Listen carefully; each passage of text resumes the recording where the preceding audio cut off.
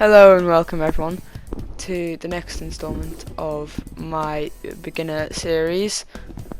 Currently I'm just building a probe core by itself to make a satellite that will be around the Mun and refuel a lander, because that's the next mission to do in the mission giver. The mission control is the right word. Currently you can see me building using all the tools in the top right. Got extending solar panels and a satellite dish, a bigger satellite dish, and also some monopropellant, because this thing needs to be able to move around in space whilst in an easier way than just a rocket engine attached to the bottom. Currently I'm just building now the rocket that will send that probe to space. I've got 3 fuel tanks and two side boosters and a Reliant in the middle. I shall also add add some fins, and now we are on the launch pad launching into space. If you want to get better at doing orbits, watch my orbit video, not this one, because this one's based on Rendezvous around the Mun, as it says in the title of the video. I'm currently just going up to my apoapsis, waiting until we're there, and just before we exit the atmosphere I'm going to deploy my fairing on the staging and set up my orbital insertion burn. And I'm just waiting for the burn to happen, and now we're gonna focus on heading to the Mun and wait until we're nearly at the maneuver now and start burning. We're using the smaller engine in this. Remember, in this video I encountered a glitch in the making of it. I couldn't yaw to the left due to it, so I had to rotate my path until I could pitch up towards it on the nav hole. And now that we are just flying over to the Mun, I'm just putting my orbital insertion burn around the Mun, and I'm nearly there. If you want more help with orbiting the Mun, go check out that video on my channel. Just slowing down so I can do an orbit. Just quick save and 10 space entry, and now we're building the next rocket. I'm just going to build a lander similar to what we did in the landing on the Mun video. There's quite a lot less fuel in it, because we'll be refueling it in the dock with the AO space.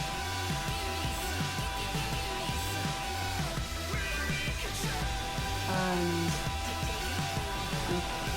this is just a classic lander. Got some fuel tanks inside. I've got, instead of a parachute on the top, you just put a docking port and a parachute. This is enough to land on the Mun from Mun orbit and return back to Kerbin. But all is different. You just need to get, if you have the DLC, you can use with DLC parts, the bigger DLC fuel tanks, to send this to the Mun. But if you don't have the DLC, you'll just have to build the same rocket as I do. I have the DLCs, but I'm not using them for this playthrough. I might be using them later in the playthrough, because once you are far enough, once you're good enough at the game, you can do anything, and people might need help with using the DLC parts. But that will be in a later video. So, Mark 9, just doing some staging, and increase the number of thrusters to 3 on the side, and ready to launch, launching. We did this earlier in the video, so if you need more help, again, go back to my orbit video. You can see the plasma forming as we're going past a kilometre per second. So that's when plasma starts forming, because you're going so fast that everything heats up, but you don't need to know this, so it doesn't matter. And just using the smaller engines, the landers engines, because we can use them because we've got fuel at the Mun already. And now we're in orbit of Kerbin. Just gonna set up my flyby of the Mun to be going in the same direction as the satellite that's in orbit, because I could run out of fuel. That could be a costly mistake, and I'd have to restart this mission. But I didn't have to do that. I just set up my encounter much better. Now, this is very important. Once you're doing this, you need to basically get that orange marker to be on the other orange marker near your periapsis. You can see it at the center of the screen, just above the netball. We'll zoom in on it now. There it is.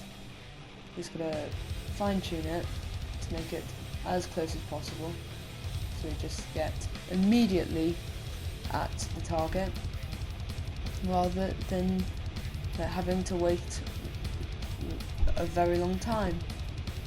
And that'll be annoying if I had to wait a very long time, but I don't, because that's a very close encounter.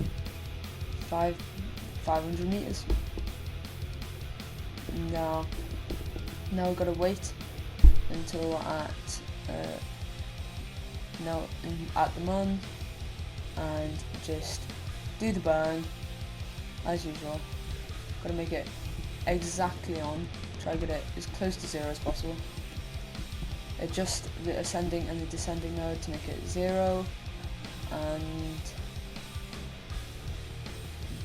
and do that burn, and you should be on a very close encounter with it. I just overshot that, but it's fine. Just try to get that close to it by burning towards the target, and then once you're close, slowing down all your velocity to be 0. Now we are close. I'm just going to transfer to the tracking station by actually quick save first, so we don't somehow crash into each other.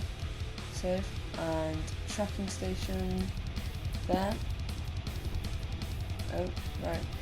Now we need to go to SAT1, control SAT1, which is the name of my satellite. You could name your satellite something else, but that's what I named it. Now I'm going to turn on RCS and get fuel up, fuel panel, and also docking mode. Right, now you need to use your controls that you usually set your target, set the docking pole, so the other spacecraft as your target, and control from your docking pole.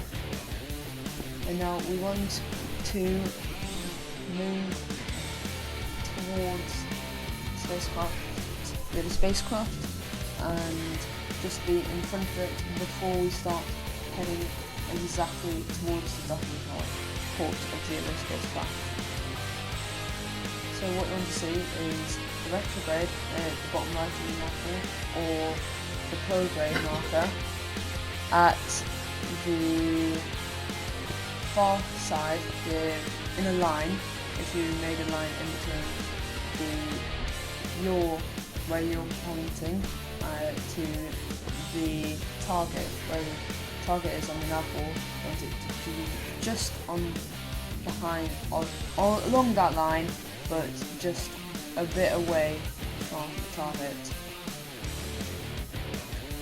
And that will should head the target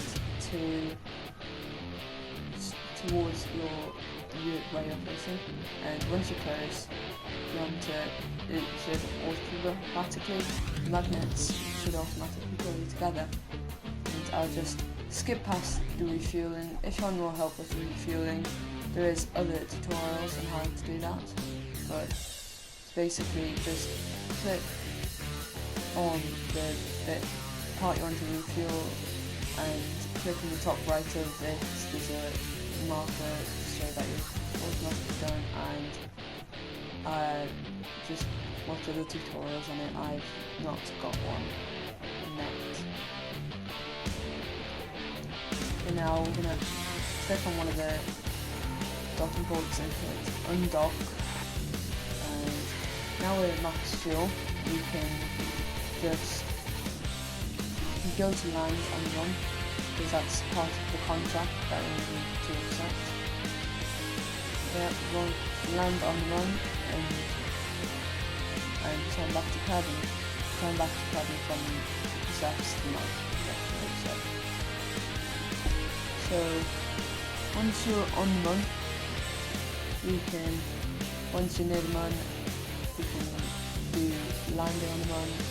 I made a video on this already, so go check that one out if you want more help with landing on the run. A bit of a close one here, nearly crashing into the surface of the run. And yeah, just doing science. I've been in this biome already, but I can get some extra science from some things. Just flying over to this crater to see if I can get extra science. I cannot. So I just fly back to my spacecraft and go fly back away. Head to the 90-degree vector and burn until my F-axis is above 10 kilometers. Create an orbit for 10 meters per second. Very, very cheap. And now onto F-axis, just burn and set up a burn to return back to carbon. And 30 kilometer periapsis around carbon, and you should be fine. And I am at the burn, so I'm just going to burn, and I'm going to be fast forwarding to the surface of carbon. This is very sped up. You won't be traveling as fast. I've got my drogue chute and my other parachutes deployed, and nearly at the surface, 100 meters, and cover up. Alright, now we're in the R&D building, just looking at all the science stuff, and I'm going to go command modules, and I can't afford anything else. So, thank you for watching. Go check out my other videos, like and subscribe, don't forget to hit that bell, comment what you want to see next, and that is all from me.